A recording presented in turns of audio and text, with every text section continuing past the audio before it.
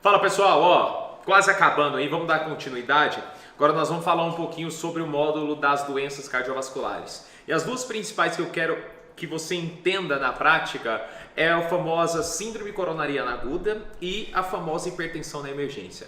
Qual que é o objetivo? É explicar para você a síndrome coronariana aguda de uma forma completamente diferente que você já viu até hoje, de uma pegada prática, tá? Vamos imaginar o seguinte, Pedro, chegou um paciente para você com dor torácica no pronto-socorro. A primeira coisa que você tem que imaginar, raciocina comigo aqui, é se essa dor torácica é típica ou ela é atípica. Pedro, o que é dor torácica típica? A dor torácica típica, que ela é tipicamente anginosa, a origem dela é o coração. Normalmente é uma dor torácica que ela é uma dor retroesternal que pode ou não irradiar. Essa dor em aperto ou queimação que pode ir para o dorso, pode ir para o braço, pode ir para o pescoço. Tranquilo?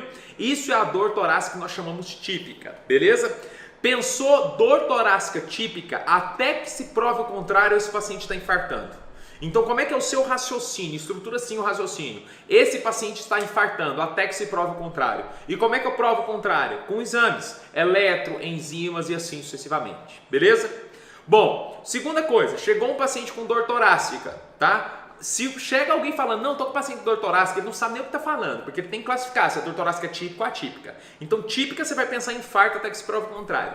Atípica, você vai pensar assim, Pedro, é uma dor torácica atípica, o seu pensamento é, esse paciente não está infartando, até que se prove o contrário. 4 situações você tem que provar o contrário.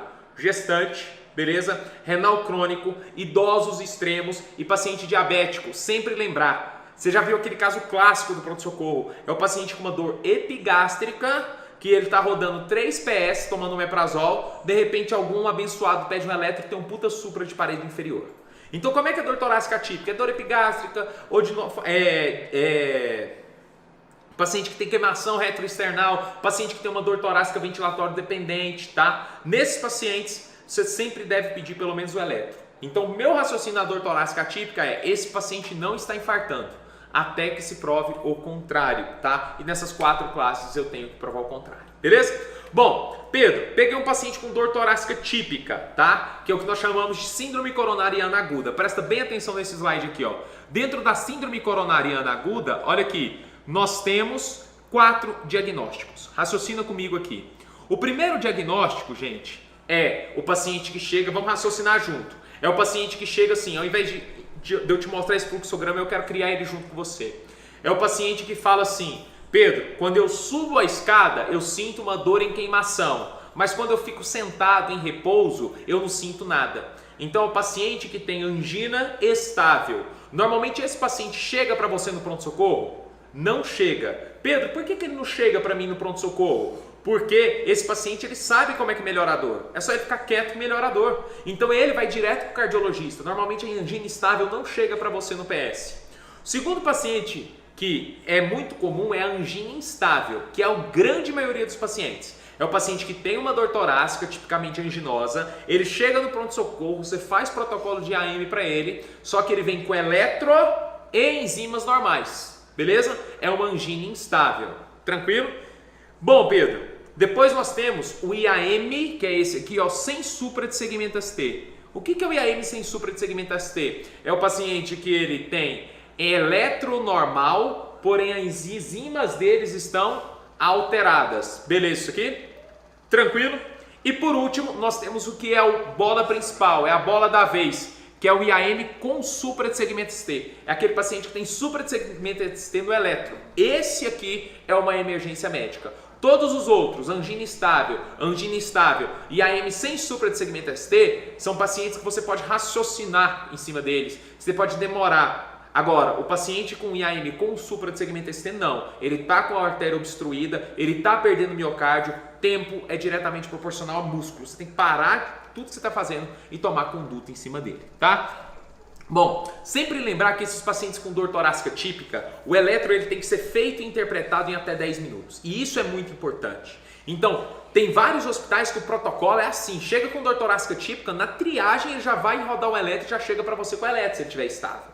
Então, dor torácica típica, eletro tem que estar feito e interpretado em até 10 minutos. Porque com o eletro em mãos, você sabe se é um IAM com supra ou se não tem supra. Beleza? Se é um alimento supra, você vai parar tudo e vai mandar esse paciente para revascularização, que pode ser química ou pode ser uma revascularização mecânica. Você vai mandar ele para hemodinâmica, fazer angioplastia, ou você vai usar trombolítico nele. É ali que você decide. Agora, Pedro, não tem supra. Aí sobram 3 diagnósticos: angina estável, instável ou IAM sem supra, que tem tempo de você fazer as outras coisas, tá? Bom, como é que é o manejo clínico desse paciente? Então ele chega para você, dor torácica típica, rodou o eletro, tá? Independente se tem supra ou não tem supra, tem as medicações que nós chamamos de adjuvantes. Eu gosto de decorar assim, ó, Monabic, gosto de decorar aqui, ó, Monabic e por último HE. Pedro, o que é o Monabic HE? Vamos falar de uma por uma? É a forma com que você vai estruturar e raciocinar em cima desse paciente. M de morfina, O de oxigênio, N de nitrato, depois A de AS, B de beta-bloqueador, I de IECA, C de clopidogrel, que é inibidor do ADP plaquetário, depois heparina e depois estatina. São esse combo de medicação que você vai fazer nesse paciente com dor torácica típica, tá? Com síndrome coronariana aguda. Vamos discutir cada um deles? Vamos por um, na ordem. M de quê? M de morfina. Eu vou fazer morfina para todo mundo? De forma alguma. Você só vai fazer morfina para aquele paciente que te der dor refratária ao nitrato. Beleza? Dor refratária ao nitrato. Como é que você vai fazer? Você vai pegar uma ampola, que ela tem 10 mg em 1 ml, diluir para 9 de água destilada e você pode fazer em torno de 2 a 4 ml a cada 5 a 15 minutos. Se tiver dor refratária, então você já deu os nitratos para o paciente, ele não melhora, aí você vai fazendo morfina nele.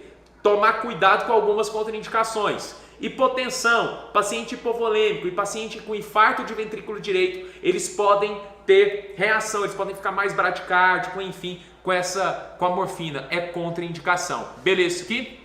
Bom, Mona, O de quê? Oxigênio. Pedro, oxigênio para todo mundo? Isso é uma coisa que mudou recentemente. Antigamente a gente dava oxigênio para todo mundo que estava saturando abaixo de 94%.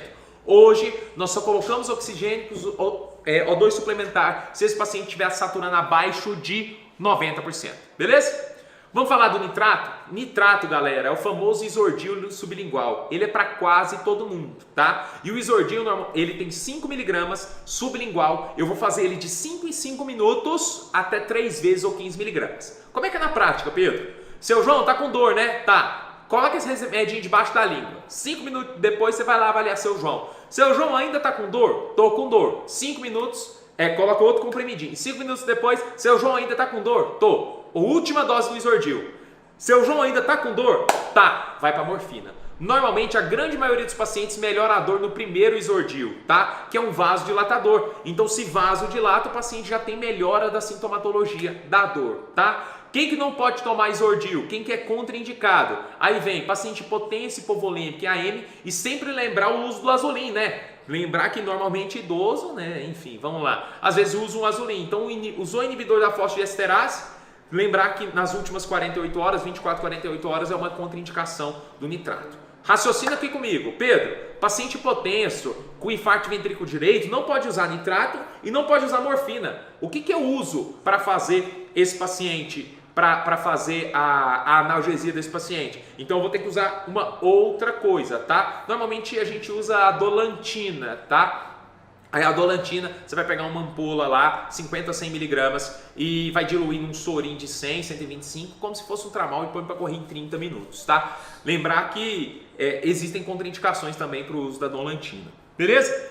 Bom, Mona, agora o A de bom e velho AS. Gente, o AS por si só, ele diminui a monoantiagregação plaquetária, ele diminui a mortalidade desse paciente em 23%. Então a AS é para praticamente todo mundo. Tá? Normalmente a gente usa 160 a 325 mg de AS, de dose de ataque.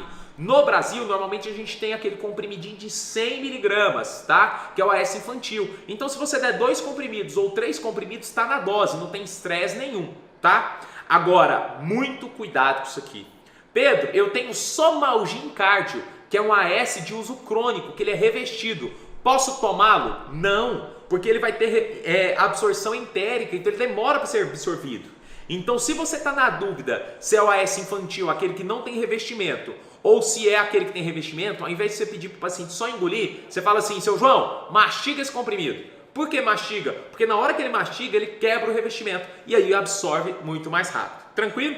Eu normalmente, se eu estou na dúvida, às vezes eu não estou trabalhando no hospital, não sei qual que tem lá disponível, eu falo assim, ó, mastigar e engolir o comprimido, beleza? Bom, depois disso, a gente faz uma dose de manutenção que é em torno de 100 mg por dia, que a gente vai ver depois. Estou falando isso dose de ataque, tá? Pedro, beta-bloqueador. Qual que é o objetivo do beta-bloqueador no paciente infartado? É reduzir frequência cardíaca, reduzir contratilidade, reduzir pressão arterial, vai diminuir o consumo de oxigênio para o miocárdio, vai salvar a fibra e esse paciente vai diminuir a dor, tá? Você pode fazer beta-bloqueador? Pode, tá? Normalmente, lembra que esse paciente infartado, ele tá bem. Gente, o paciente infartado é muito tranquilo. Eu sou muito mais pegar um paciente infartado no pronto-socorro do que pegar um paciente com Covid ou com amigdalite. Nossa, Pedro, por que você está falando isso? Porque é seleção natural. O paciente infartado grave, ele já ficou, filho. Quem busca é o SVO, ele já parou em casa. Agora, o paciente infartado, normalmente ele chega batendo balãozinho para você no pronto-socorro. Eu trabalhei durante muitos anos em UTI cardiológica, eu peguei 2 na minha vida inteira infartado Philip 4, que é aquele paciente em franco choque cardiogênico. Todo o restante era tranquilo, tá? De admissão logo de cara. Raciocina aí, quantos pacientes infartados gravíssimos você já viu chegar no pronto-socorro? Não vê. Normalmente o paciente infartado, independente se for com supra ou sem supra, ou angina instável, ele chega batendo balãozinho para você. Normalmente, não usa beta-bloqueador logo de cara, logo de ataque. Quem vai usar? O cardiologista depois vai prescrever beta-bloqueador. Mas se você quiser, você pode entrar com uma dose de ataque de 10 a 20 mg de propanolol, se tiver com frequência muito alta, pressão muito alta, ou 20 a 25 mg VO de metoprolol. Beleza? Tranquilo, de 12 em 12. Se for VO, se for EV, você pode fazer 5 mg. Tranquilo? Beleza? Eu normalmente não uso o beta-bloqueador na fase aguda, a não ser em alguns casos específicos. Tranquilo? Vamos falar do bom e velho clopidogrel, que é o inibidor do ADP plaquetário. Existem vários outros inibidores do ADP plaquetário hoje, tá? Tem o ticagrelor, o prasugrel, enfim. Mas o que a gente tem amplamente disponível é o clopidogrel, que é um inibidor do ADP plaquetário. O que os estudos mostram? Se você faz monoantiagregação plaquetária só com a S, você diminui a mortalidade em 23%. Se você faz dupla antiagregação plaquetária, tá? Com um AS e um inibidor do ADP plaquetário, você reduz a mortalidade em 42%. Aí o que eles pensaram? Porra, se com 2 eu diminuir a mortalidade cada vez mais, eu vou associar um terceiro. Vou fazer lá um inibidor da glicoproteína 2B3A, vou fazer um inibidor direto da trombina, enfim. Aí o que eles viram? Pararam os estudos. Porque quando fizeram tripla antiagregação plaquetária, estava aumentando a mortalidade. Então, na grande maioria dos serviços, você usa AS mais um inibidor do ADP. Clopidogrel, ticagrelor, prasugrel. Ah, Pedro, não, no meu serviço eu uso um inibidor direto da trombina. Eu uso um inibidor da glicoproteína 2B3A, que é o tirofriban. Não tem problema, tá? Mas você tem que normalmente fazer dupla antiagregação plaquetária. O clopidogrel, a dose de ataque, ela varia de 150 a 600 mg. Pedro, por que 150 a 600 mg? Normalmente a dose padrão é 300 mg, tá? Bom, 300 mg. Cada comprimidinho do clopidogrel tem 75 mg. Então você faz 4 comprimidos de ataque. Tá vendo que ele janta o clopidogrel praticamente, né? Pedro, quem que eu não faço todos isso? Paciente idoso extremo, normalmente a gente faz metade da dose ou um comprimido só, tá? Renal crônico, enfim. E se esse paciente for para angioplastia, normalmente o cara vai te falar assim: você já fez 300 mg de clopidogrel, não já? Já. Ele te ligou, antes de mandar aqui para a hemodinâmica, fala para ele fazer mais 300 mg. Então ele faz 600 mg de clopidogrel para ir para a hemodinâmica, tá? Bom, outra coisa importante, tá? Monabic, tá? HE. Vamos falar da heparina agora, tá? Deixa eu só voltar aqui, clopidogrel. Isso, é porque eu troquei aqui. Vamos falar da heparina, tá? Depois eu falo do IECA. A heparina, nós podemos usar a enoxaparina, que é a heparina de baixo peso, ou a heparina não fracionada, tá? Enoxaparina, sempre lembrar, normalmente a gente faz um bolo de 30 mg, tá? EV nesse paciente, e depois faz 1 mg por quilo subcutâneo de 12 em 12 horas. Tá? Isso aqui é mais para dose de manutenção, você não precisa fazer de ataque. Eu normalmente não gosto de fazer nenhum tipo de heparina na fase aguda do paciente. Normalmente quem vai prescrever isso aqui é o cardio, depois que o paciente está internado, para ver se vai fazer profilaxia, enfim, tá? Então dica para vocês, a heparina evita fazer na fase aguda, lá naquele paciente que admitiu antes de você tomar conduta. Se for fazer a não fracionada, normalmente a gente faz aí 5.000 unidades e tentar manter o TTPA entre 250 e 300. Tranquilo? Bom, Pedro, e a estatina? Sempre eu tenho que fazer para todo mundo, tá? A estatina você pode fazer a atorvastatina, que é 80 mg, tá? Você vai fazer aí 2 comprimidos de 40 em fase de ataque. Você pode fazer a rosuvastatina, que eu gosto de fazer 40 mg, 2 comprimidos de ataque. Ou a simvastatina. Aí na simvastatina, do mesmo jeito, você faz 2 comprimidos de 20, que é 40 mg de ataque, tá? Bom, e o IECA do Monabic Wi, que é o IECA, tá? O IECA antihipertensivo. Qual que é o objetivo? É diminuir o remodelamento cardíaco desse paciente. Lembra que esse paciente vai fazer pelo menos um grau, mesmo que discreto, de insuficiência cardíaca pós-isquemia, né? Então, normalmente a gente pode usar o captopril, pode usar a valsartana, a olosartana, enfim, que são essas medicações. Normalmente a gente usa o captopril porque a meia-vida dele é curta, tá? Então, se o paciente ele for piorar, fazer um novo infarto, a gente usou pouco antihipertensivo. E a primeira escolha para tratar a hipertensão nesses pacientes infartados,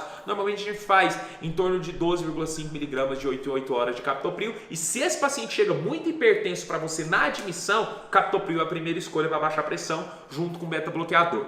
Beleza? Bom, então chegou o paciente para você, você já viu o eletro dele, tudo bonitinho.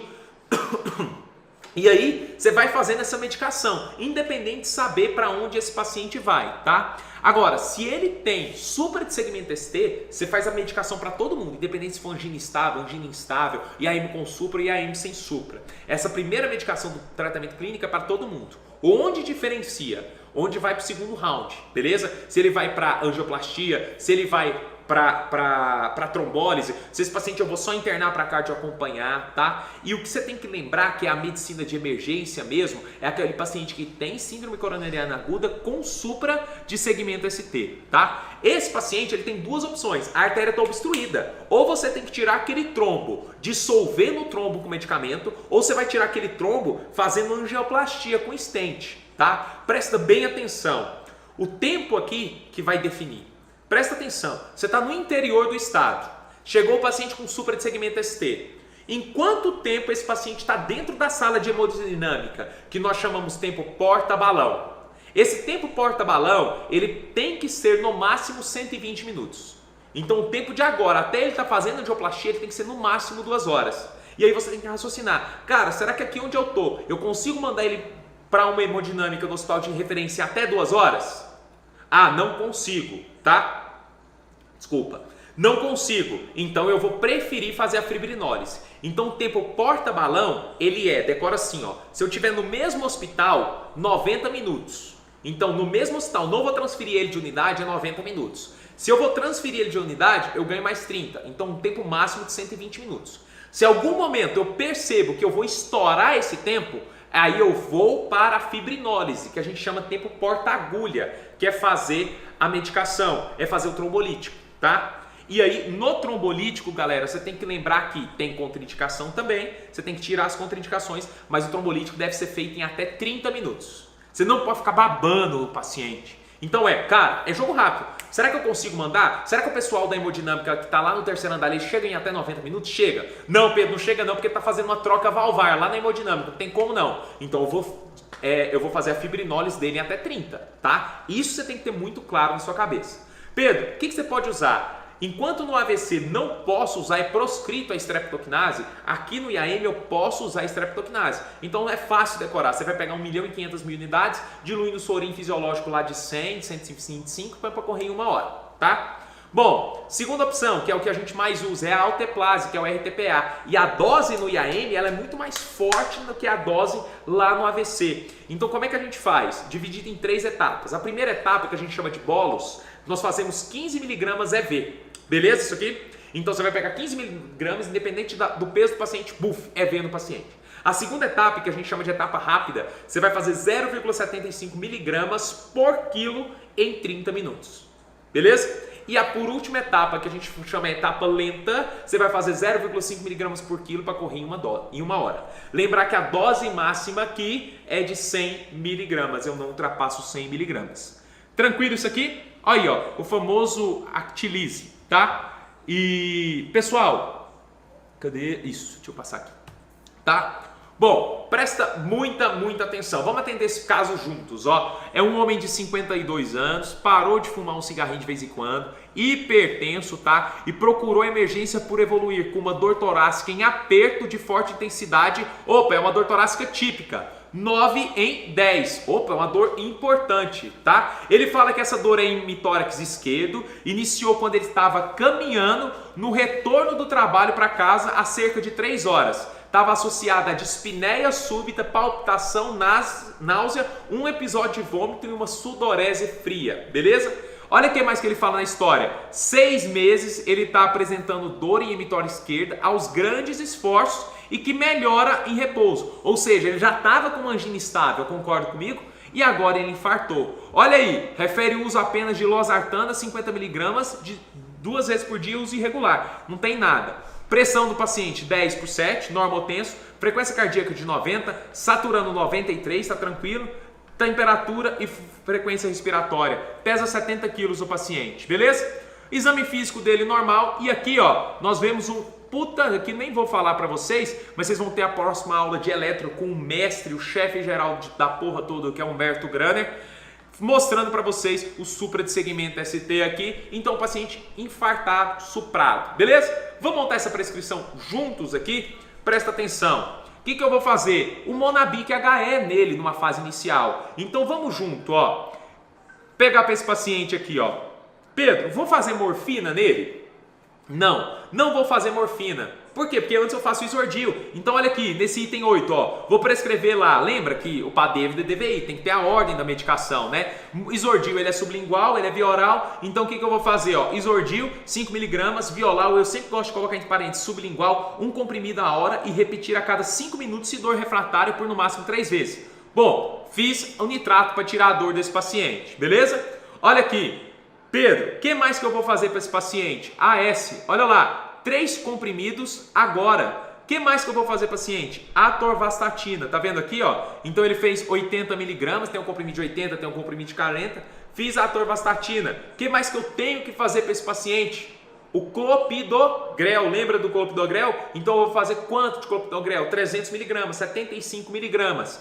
Pedro, o que mais? Metoprolol, eu poderia fazer? Poderia, mas eu não quero fazer o metoprolol agora, beleza? Por quê, Pedro? A frequência cardíaca do paciente está de 90, ele já está com a pressão borderline de 10/7.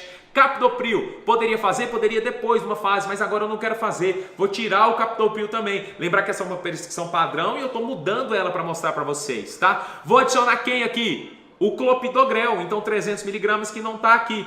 Enoxaparina, Pedro, eu não quero fazer. Beleza, não precisa fazer enoxaparina agora. Tranquilo? Vai ter que fazer numa fase secundária. Então o que eu, Pedro, na minha prática gosto de fazer? Chegou o paciente infartado? Nitrato para esse paciente melhorar a dor. Se não melhorou, faço morfina. E aí eu faço AS, clopidogrel e faço a boa e velha atorvastatina. Se esse paciente tiver indicação de trombólise de angioplastia, ele vai para angioplastia. Só que no nosso caso aqui, o que esse paciente tinha? Esse paciente, ele tinha disponível a angioplastia. Então, como ele tem disponível a angioplastia, nós não vamos fazer o esquema aqui da trombólise química. Nós vamos mandar ele para trombólise mecânica, por isso que eu não prescrevi. Só para lembrar para você do clopidogrel aqui, ó, que tá aqui, ó. Eu não gosto muito de fazer assim, porque normalmente a galera prescrever assim, porque normalmente a equipe de enfermagem às vezes fica confusa. Então, você que sabe se ele vai para trombólise ou se ele vai para reperfusão. Se ele for para trombólise, é 300 mg. Se ele for para hemodinâmica, aí são 600 mg de clopidogrel de ataque. Beleza? Nesse caso aqui, o paciente ia para hemodinâmica, então eu fiz 8 comprimidos. E, gente, 8 comprimidos é um jantar para esse paciente. Tranquilo isso aqui? Entenderam? Agora, vamos para o caso mais comum. Esse não é o mais comum. Sabe o que é o mais comum? É o paciente que chega, doutor, beleza, eu estava com dor torácica, você fez essas medicações todas, eu estou melhor. não tem supra de ST no eletro, então não vou mandar ele. E quando você pede a enzima está normal. É esse paciente que 99% a gente manda para casa. Olha o que você vai fazer. Enzima do paciente está normal, eletro está normal, melhorou a dor. Só que é esse paciente que infarta amanhã, daqui 2 dias. Então você pode, claro que existem vários fatores de risco, vários protocolos de avaliação de risco que a gente avalia, tá? Mas o que eu quero que você tenha em mente nisso aqui é, se o paciente vier com a enzima alterada, interna para o cardio. O paciente vem com supra de ST, não tem nem o que falar, você vai mandar para o cardio para fazer reperfusão. Agora, se o paciente tem dor, melhorou sintomatologia, eletro e enzimas normais, aí você fica na dúvida, será que eu libero ou não libero? Se for um paciente com muito alto risco, interna para o cardio avaliar. Se não, libera com encaminhamento do cardio. É simples assim, infarto. Tranquilo? Bom, vamos falar um pouquinho de hipertensão arterial sistêmica no departamento de emergência. E quando a gente fala hipertensão arterial sistêmica no departamento de emergência, nós não estamos falando do seu João que a pressão dele é 16/11, não. Nós estamos falando de duas coisas. Nós estamos falando da urgência hipertensiva e da emergência hipertensiva. Qual que é a diferença das duas, gente? A urgência hipertensiva não tem lesão de órgão-alvo agudo e progressiva. A emergência hipertensiva, ela tem lesão de órgão-alvo agudo. Então tem que abaixar a pressão dela de uma forma muito mais rápida, porque senão esse órgão vai pro pau, tá? Então olha aqui a diferença. Normalmente a urgência hipertensiva eu coloco medicamento oral para abaixar a pressão, enquanto a emergência é medicamento parenteral. A urgência hipertensiva não tem risco de morte, a emergência tem. A emergência normalmente eu faço internação em UTI. A urgência, depois que eu tirei, eu tiro e faço acompanhamento ambulatorial precoce, tá? As duas, normalmente eu tenho um nível pressórico elevado. Normalmente uma pressão diastólica acima de 120. Essa é a nova classificação. Tem gente que fala assim, ah não, emergência hipertensiva é uma sistólica acima de 180.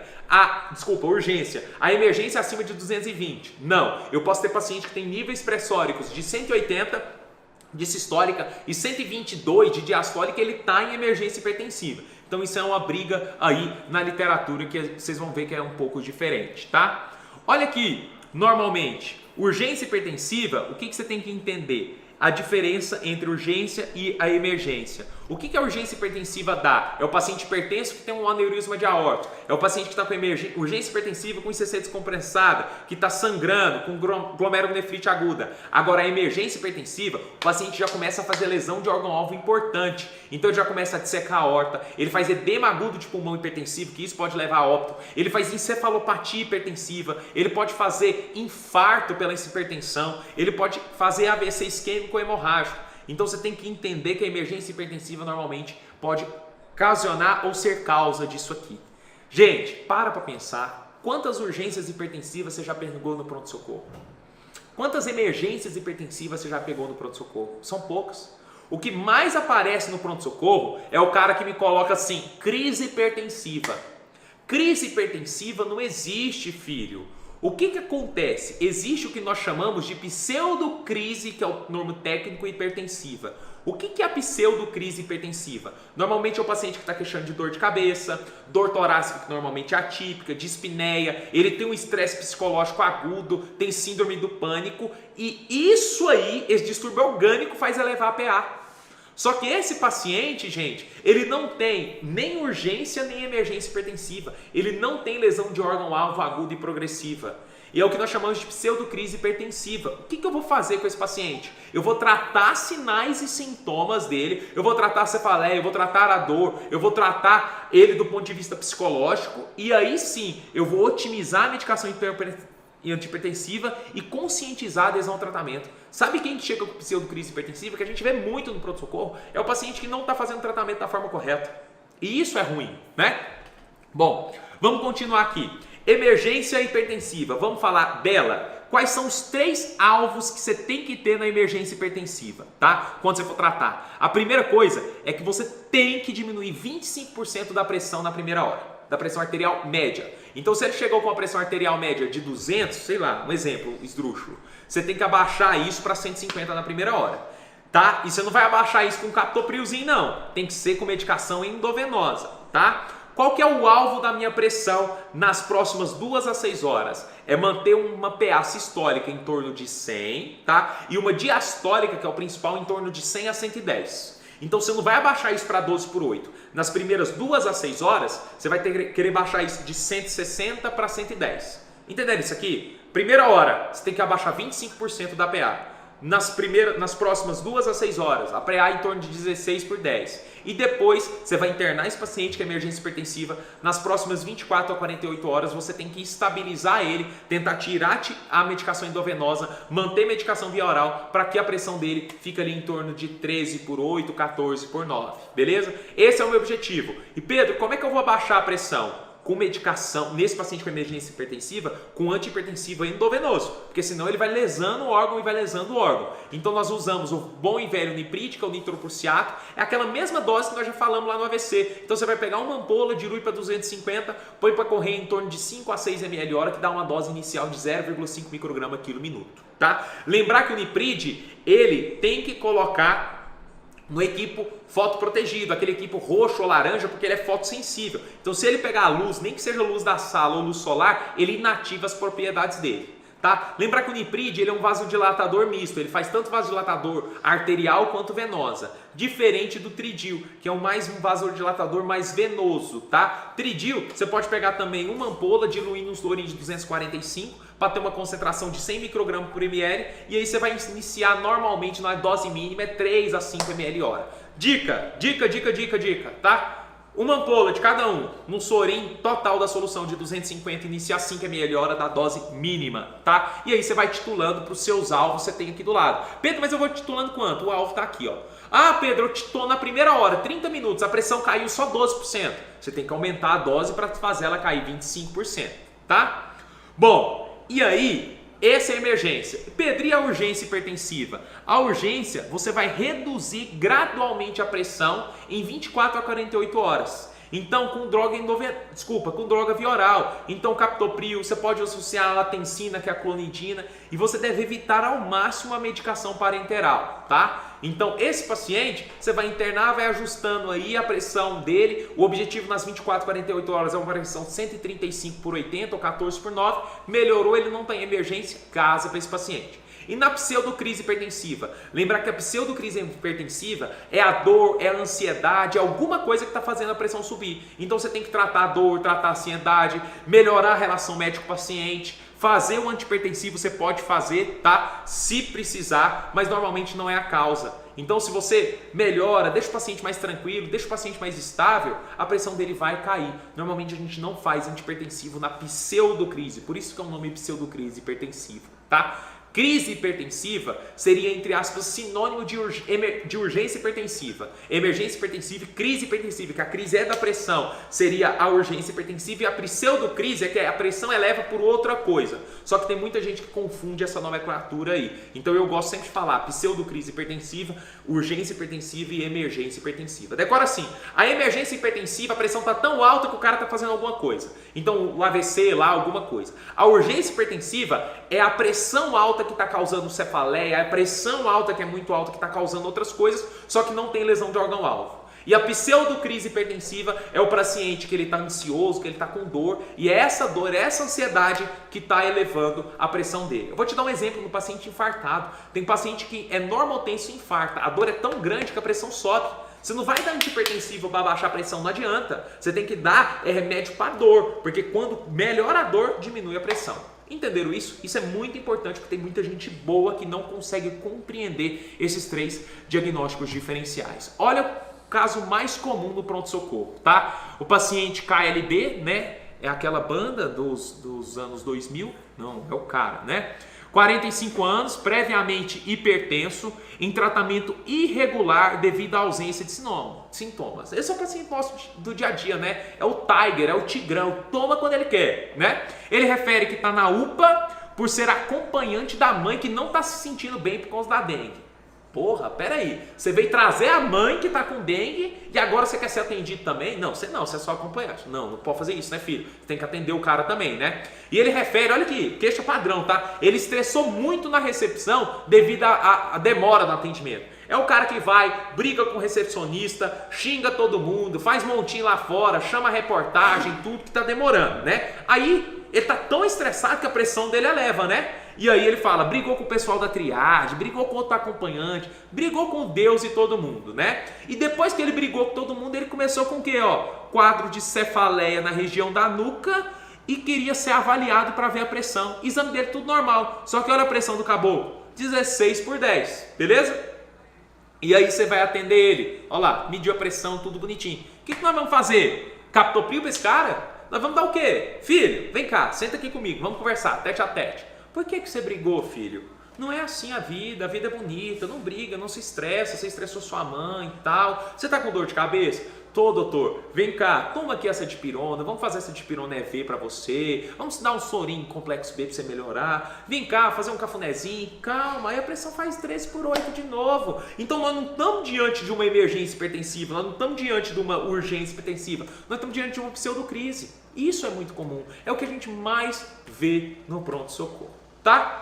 Entenderam isso aqui, pessoal? Isso é medicina na prática, é isso que você tem que entender. Se você pega uma Bíblia dessa grossura, você sabe o detalhe, a rosca da parafuseta de tudo, só que você não consegue jogar isso na prática. Muita gente que sabe toda a Bíblia não consegue pegar e ver isso na prática, ter essa noção de destrinchar esses diagnósticos de uma forma tão fácil. E aí o cara fica querendo caçar chifre em cabeça de égua.